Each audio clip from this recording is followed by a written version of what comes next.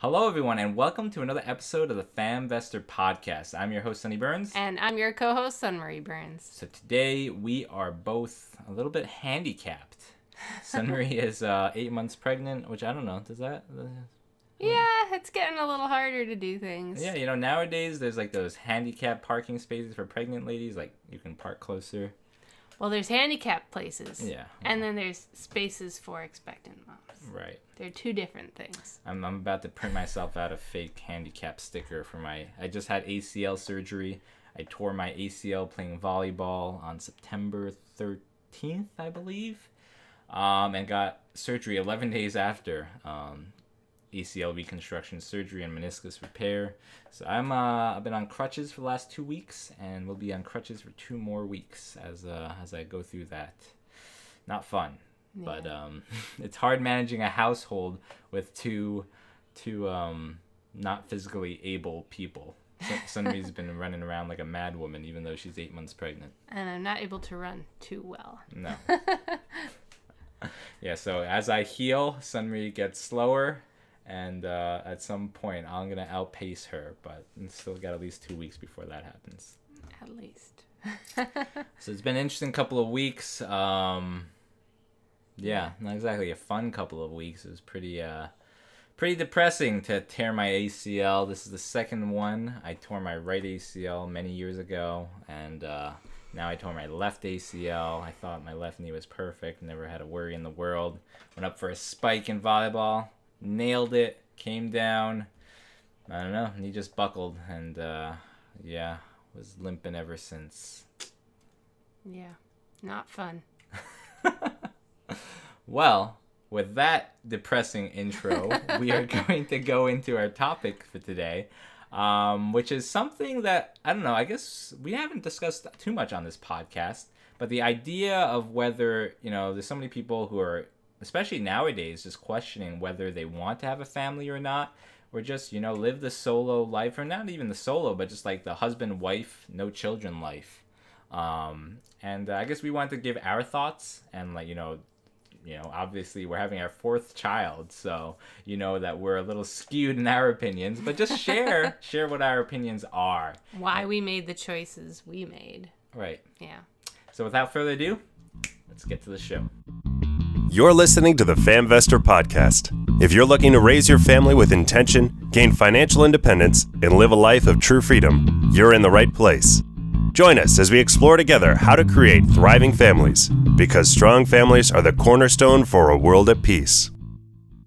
So, interesting factoid, current birth rate or total fertility rate in the world is about 2.5 births per woman, and then in the United States it's about 1.7 births per woman. They say like a healthy, stabilized birth rate is around 2.1, and that's kind of, you know, just replacing yourselves. So actually the US is in quite a decline. It's been every year it's gone down, other than 2014, but since 2008 it's gone down steadily every single year. You know, a lot of people are just choosing not to have kids, and yeah, it's kind of an interesting fact.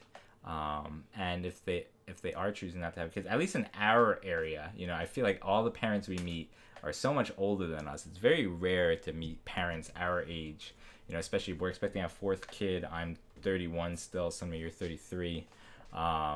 So yeah, just, you know, when we go to the playground, a lot of times we meet parents who are a decade older than us, and that's just the common here in New Jersey, at least.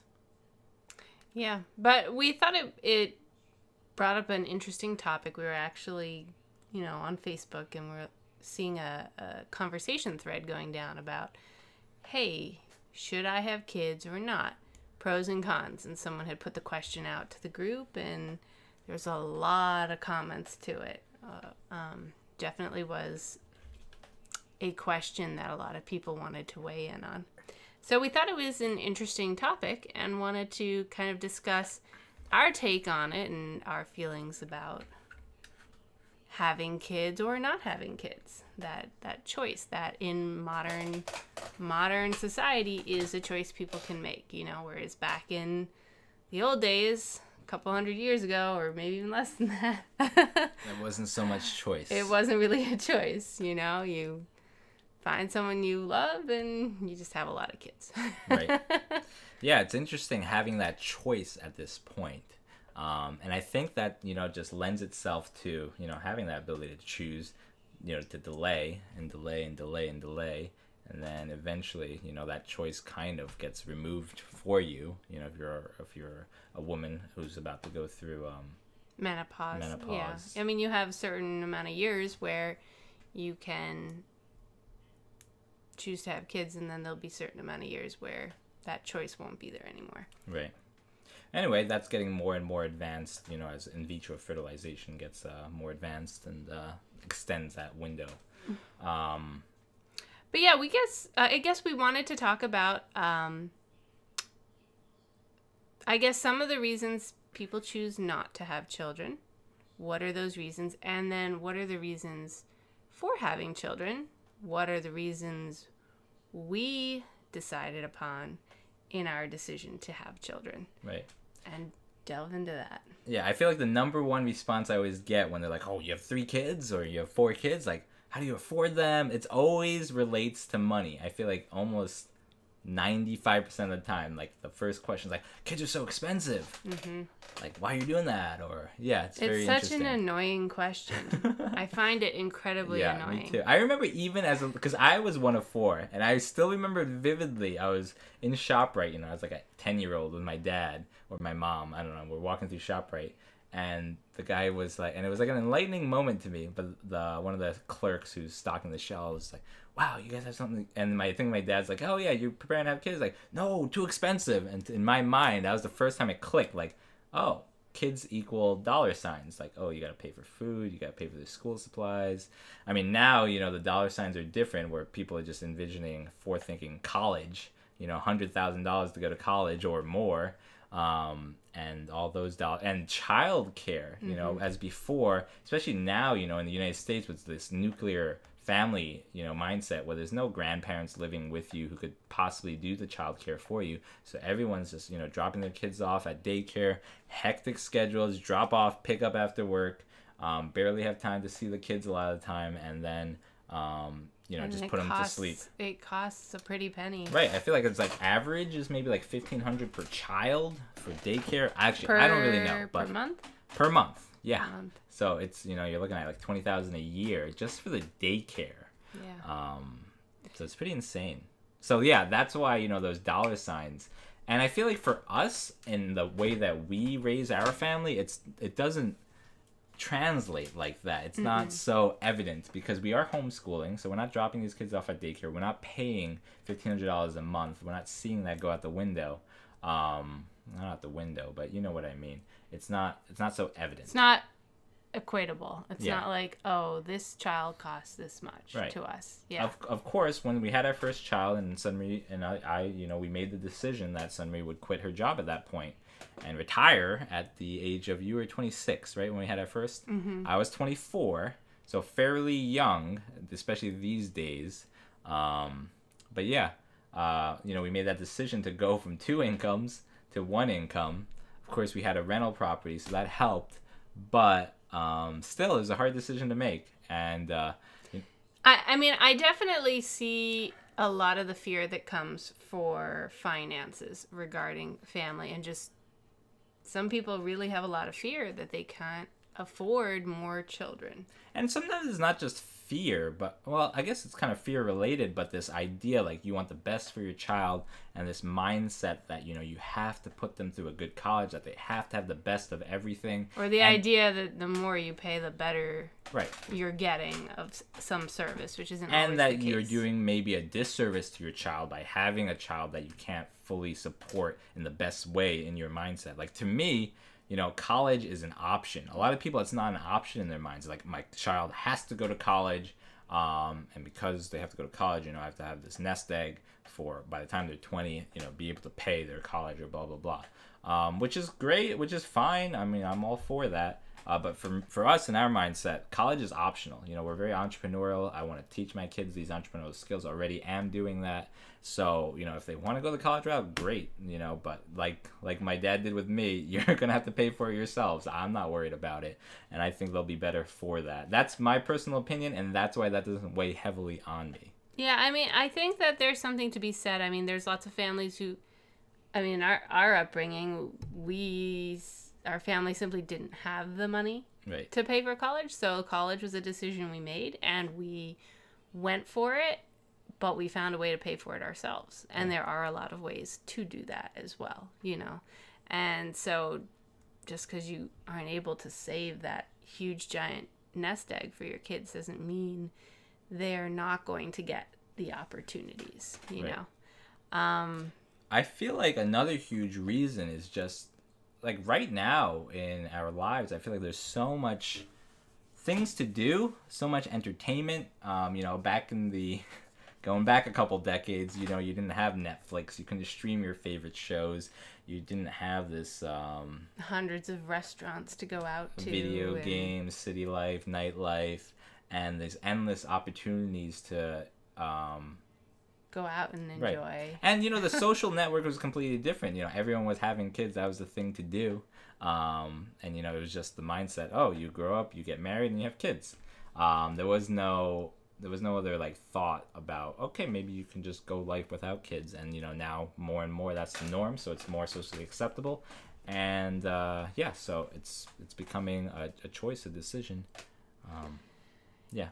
But I feel like, yeah, having the choice to delay and then having all this, you know, having all these options to spend your time as a couple or as a single person and not be bored really makes that decision harder.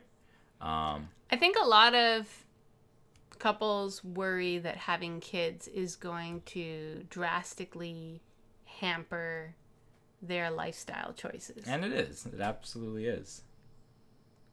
It's all how you set up your life, I think. You know, it'll hamper certain things if you love going clubbing and you love going, you know, to After fancy drinks at the bar. Yeah, or fancy sit-down restaurants that you get waited to on a white tablecloth and sit there for an hour and a half and dress fancy and look nice. You can't do those things with small children. Or if you want to go to the gym every other day. Yeah, although some gyms have childcare these days, True, they are true. getting more sensitive to the Yeah. family dynamic. But it is a life changer. It is something, you know, if you are used to just doing your own thing all the time, which, you know, as adults you get that way, and you're not willing to accept, you know, taking care of a new life form and sacrificing a lot of your own wants for the care of that. I mean, even like getting you know, a pet, a dog or something is life changing, you know. Same issues. We have arise. made the choice not to get a dog because it would hamper our lifestyle. Well, yeah, no, we have, because we think about like all the travel we do, and I'm sure we'd make it work. You know, we have friends nearby who'd probably be happy to take care of a dog for a couple days while we go on vacation, But we go a lot, and we'd have to ask a lot. And right now, you know, with having soon to be 4 kids under 6, I feel like we have enough kids Going in on. one species. We don't need a second species to introduce into the mix. Yeah. Yeah, so that's our lifestyle decision choice there. Yeah, I think it's interesting, you know, I think a lot of concern is that it will hamper a lot of the individualistic dreams, perhaps, goals and ambitions. And so then it kind of asks the question, well, you know, like, what exactly is your purpose in life? You know, what are you trying to get at in this one beautiful life that we've been given? And what do you hope to accomplish by the end of that? And I feel like when you reflect upon that question, it really sets into perspective certain things, you know. Is it to simply have a fun time and to go experience all the flashy things in life? Or, you know, are those things passing?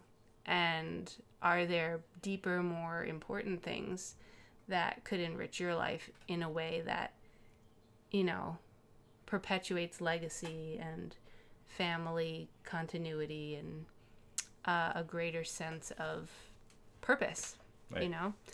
I feel like for us, we took the very long view, and I feel like for a lot of parents, you have to kind of take that long view, because, you know, having an infant is not fun. You know, they wake you up every 2 hours. You got like in the first month, you know, you have to change 8 diapers a day. Pretty much 8 to 10. 8 to 10 diapers a day. And, especially if you're cheap, you're like, oh, these diapers are a quarter each. I spend $2 on diapers every single day for this child. I put a diaper 2 minutes later, I gotta take it off because he just pooped again. But it's not easy. It's not easy. There are fun, sweet, amazing moments. Yeah, but especially in the early years, once you get that first smile, 2 months in, it's like, wow, finally some kind of like feedback that's happy and pleasant rather than just crying and wailing the whole time. But it's not easy in the short term. Even toddlers, you get through the no stage. Kaylee is in the no stage right now. You want to come sit in Daddy's lap? No. Everything is no. She's so cute. But anyway, there's always cute moments, there's lighthearted moments, but it's a lot of work. It is a lot of work, and there's a lot of personal sacrifices, that are required to raising children. But I feel like in the long view, when I imagine, I just think about my own upbringing, growing up with 3 other brothers and sisters and how much fun we had together and how much fun we had as a family, and your family too, how much fun and adventures you went on. I look forward to having these adventures with our kids. I look forward to raising them and seeing them grow and teaching them values and seeing them discover the world through their own eyes and going on amazing adventures. And I love teaching them things and seeing them grow already, taking them skiing last year and going from 0 to being able to go down the whole mountain by themselves at 4 years old. That was so cool.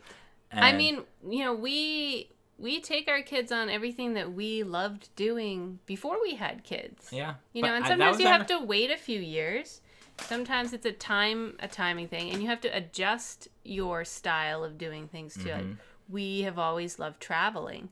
We still travel quite heavily with our children, and if someone says, oh, I don't want to have kids because I can't travel anymore, I would argue that point and say, no, you absolutely still can go to all the places. You should, if that's important to you. Train them young. From 6 months old, we went to 7 countries with Valen and a Europe backpacking trip over 3 weeks. Yeah, we went to Alaska with Alvin at 6 months old. So train them young. They're used to it. And our kids love going on these adventures. And, I just look forward so much to, when they're a little older, and even now, just going on adventures all the time with them. Especially, like, when they're all, like, teenagers, I think we're just going to have a blast all the time. Like, I can't wait to go, like, mountain biking with them. And like, I'm talking about, like, Moab, Utah. We went to Moab, Utah earlier this year, and we didn't do a lot of those things because they're not of the age. But I'm like, wow. But we went hiking. Yeah. We enjoyed the countryside. Yeah. For the age range, we had a blast. But I can see in the future, looking forward to these other greater things that we can do as a family, really connect and just have fun with each other. I sincerely look forward to those awesome adventures we're going to have. And just to seeing their lives unfold and the families that they create in the future.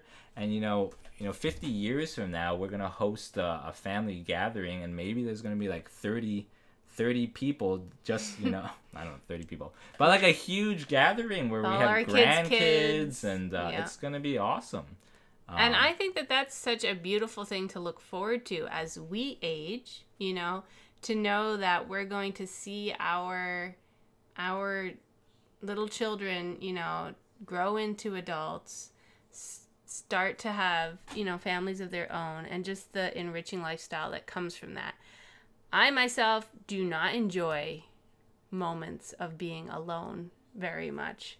I really love being with the people that I love. Family, is so important to me. And the thought of not having that one day, because I chose not to have children, and therefore I am the last of my legacy. And when I become old and I'm the only one remaining, I feel like that would be such a lonely closure to this life. And how much more enriching to just know I have so many wonderful family members, around me at that point. My children, my grandchildren, nieces, nephews. I just think that that's such a beautiful thought. And I couldn't imagine reaching that place and being alone. And I think that, to me, that's a really important reason as to why it was so important for us to have kids. I also think that children help you grow in a way that you cannot grow if you do not have them. Right. There's so much that they challenge you to be and to become. I thought that I was quite a pretty well-rounded person before I had kids, and then once I had kids, I realized, wow, I actually do have a lot I can still grow in, and I need to grow in, and I'm becoming a better person for this, you know? Yeah. And that's a humbling and enlightening moment that I feel like you only experience when you have kids, because they really do challenge you to give your very best of yourself. Right. And they also help you see the very worst of yourself and realize where you do need to improve and can improve, you know? And feeling like you grew through this experience is really rewarding too. I think even in the married relationship, we've grown so much through becoming parents together, you know? Yeah, but I think it really does, you know, it takes work. It takes investment. It's not easy. You know, a lot of times kids are just a friction point, and that, you know, spreads you apart. But I feel like we have been doing it right, you know, giving ourselves a pat in the back. I feel like, you know, we truly work together as a team, growing closer, you know, as we get challenged, as the kids go on, you know, give us these friction points, we work together to solve the issues. And that brings us closer together. It's harder, but, you know, it's forging us into this strong married unit that's brought us together because we work as a team. Yeah. And I think that's so key. And that's, you know, the missing ingredient in so many marriages, and that can lead to a lot of issues, a lot of problems, a lot of divorce. Yeah, and I think it's taking the I out of things. Yeah. I this, I that. It becomes we. Yeah. We are doing this. We are feeling challenged by this. Right. We as a couple, we as a family. Right. Whatever it is we're going through, it's a shift from the individualistic mindset to a more family-centered mindset, where it takes a lot of the selfishness out of you. It really does. When you're a couple, I feel like you can kind of skate by and you can get away with eyes and, you know, just doing your own thing and being kind of roommate-ish. But when you're a family unit, you know, it's got to be that we. It's got to be that team effort. Otherwise, you're going to crumble. I feel like it's going to break apart. So. But I also do feel like, you know, there comes a certain point, not for everybody, but a certain point perhaps where the husband and wife relationship becomes a little bit, I don't know, you've done everything, you've seen everything, and you're just chasing after the next big high, you know, what travel place, what this or that. And I feel like kids just introduce a whole new line of purpose to your life, you know. It's true. But the world's a big place too. It is. But I can still see the whole world. You can? We can still see the whole world. You can. With our kids. Right. Yeah. Anyway, that's kind of our perspective, our values. And, you know, it just brings me kind of thinking about, you know, the title of our podcast, the title of our blog, you know, Famvestor, investing in the family. And it's not, you know, fam happiness or fam. It takes work. Investment is putting in the work. And, you know, I feel like, you know, I look forward to the future because we are putting in the work. We are investing into our kids.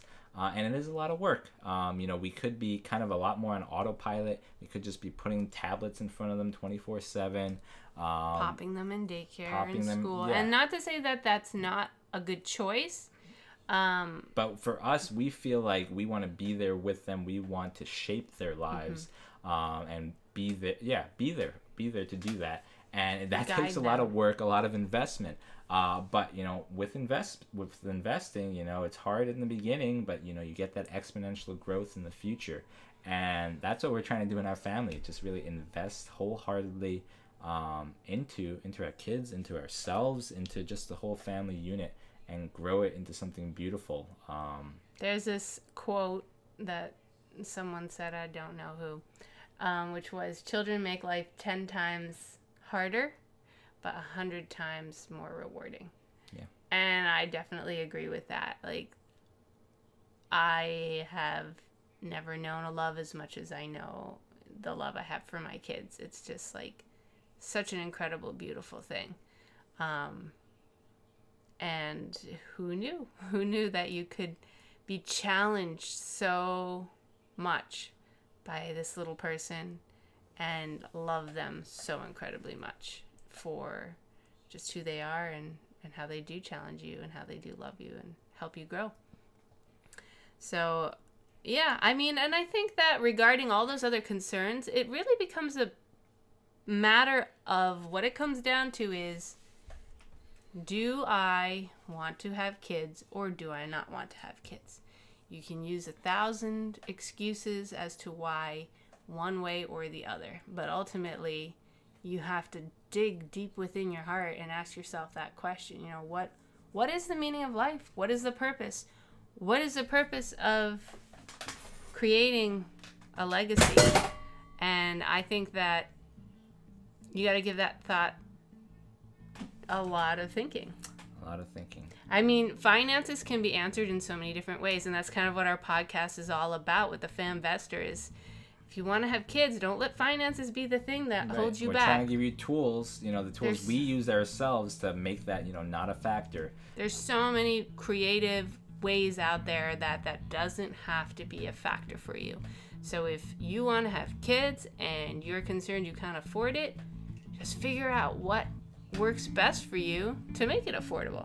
Right. Like we said, we wanted a big family, and I said that I really wanted to stay home with the kids. And I remember early on in our marriage saying, okay, we know this is what we want, so now we got to figure out how can we set up our lifestyle that can allow that without me quitting my job being a huge financial hardship on our family. And for us, it was through real estate investment. That was the route we took. But there's so many other routes people take as well, and I think that you just got to put a little thought and emphasis on those parts of your life that you really want to accomplish. Figure out what you want, and then figure out how you can build it. And with that, I want to bid you guys farewell. Thanks for listening, and it's an important question to ponder. So if you have any comments for us, feel free to shoot us an email or leave some comments in the wherever you're listening. And Godspeed. Have a good one.